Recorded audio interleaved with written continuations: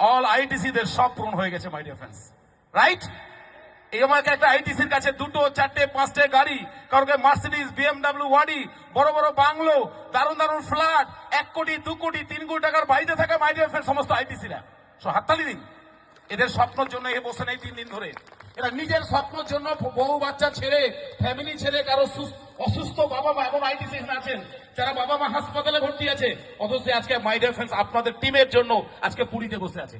কারণ তারা নিজের স্বপ্ন করার জন্য নয়, কারণ লাস্ট 10 ইয়ার্স 10 বছর তারা নিজের অক্লান্ত পরিশ্রম করে তাদের স্বপ্ন পূরণ করে ফেলেছে মাই ডিয়ার ফ্রেন্ডস।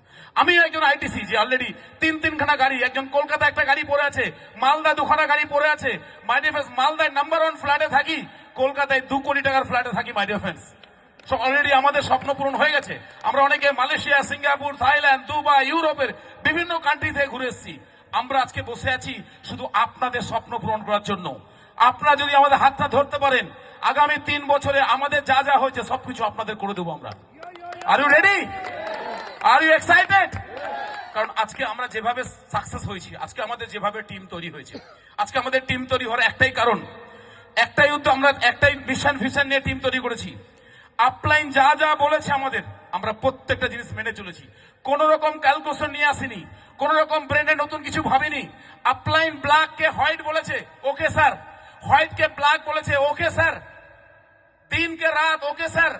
শুধু 2টো ভাষা শিখে আজকে এখানে এসেছি। ওকে sir, yes sir, okay sir, yes sir, okay sir, yes sir. আজ থেকে বলতে পারবো সবাই আমরা। বলুন সবাই, প্র্যাকটিস করুন। কি বলবেন কাল থেকে? শুনতে পারলাম না, কি বলবো কাল থেকে? Okay sir, yes sir, okay sir, yes sir. আর কোনো প্রশ্ন নাই আপলাইনের সাথে, কারণ আপলাইন রাত জেগে শুধু আপনার কথা ভাবে। একটা অফলাইন প্রত্যেক বছরে প্ল্যানিং করে যে এই বছর আমি এতগুলো টিসি বানাবো, একটা আইটিসি একটা লিডার এতগুলো এসটিসি বানাবো, এতগুলো ডিটিসি বানাবো। আপনি হয়তো ভাবেননি আপনার অফলাইনের খাতাতে আপনার নাম এই বছরে ইন্ডে লেখা আছে এসটিসি, আপনি এখনো ফিল করেননি। আপনার নামটা কোনো আপলাইনের খাতাতে লিখে রয়েছে এই লিডারটাকে আমি এই বছর আরটিসি বানাবো। আপনি সোচেন না, আপনার আপলাইন সোচে মাই ডিয়ার ফ্রেন্ডস। তাই জন্য আজকে আমরা এইখানে দাঁড়িয়ে আছি। প্রত্যেকে যদি আমরা মনে করতে পারি আপলাইনকে রেসপেক্ট করে সম্মানের সাথে কাজ করতে পারি, সবথেকে বড় অস্ত্র। কিছু মানুষ হারিয়ে যায় আমাদের ইন্ডাস্ট্রি থেকে শুধু আপলাইনের মিসকমিউনিকেশন, আপলাইনের সঙ্গে মিসবিহেভিয়ার। যেদিন আপলাইন আপনার থেকে ভালোবাসা হাতটা তুলে নেবে, আপনি যতই ছটফটান না কেন দেখবেন ইন্ডাস্ট্রি ছেড়ে অ্যানাদার কোম্পানি জয়েন করে গেছেন। এসার নো? সো মাই ডিয়ার ফ্রেন্ডস, একটা বিশাল বড় প্ল্যাটফর্ম মাই লাইফস্টাইল আমরা জানতে অজান্তে পেয়ে গেছি। আমরা নিজেরা জানতামই না যে এরকম একটা ইন্ডাস্ট্রিতে চলে আসবে জীবন তৈরি হয়ে যাবে। কারণ আগামী 5 বছর কোন মানুষ যদি মাই লাইফস্টাইলকে ধরে রাখতে পারে, তার পূর্বপুরুষ কোনোদিন আর গরিব থাকবে না। এটাই হচ্ছে মাই লাইফস্টাইলের প্ল্যান। কারণ এর জন্য আপনাকে টিম বানাতে হবে। সব থেকে বড় অস্ত্র হচ্ছে টিম। আমি যখন প্রথম ট্যুরে গেছিলাম 4 জনকে নিয়ে আমি দীঘা গেছিলাম। সেকেন্ড ট্যুরে গেছি 10 জন। একা গিয়ে আমার ভাল লাগে না।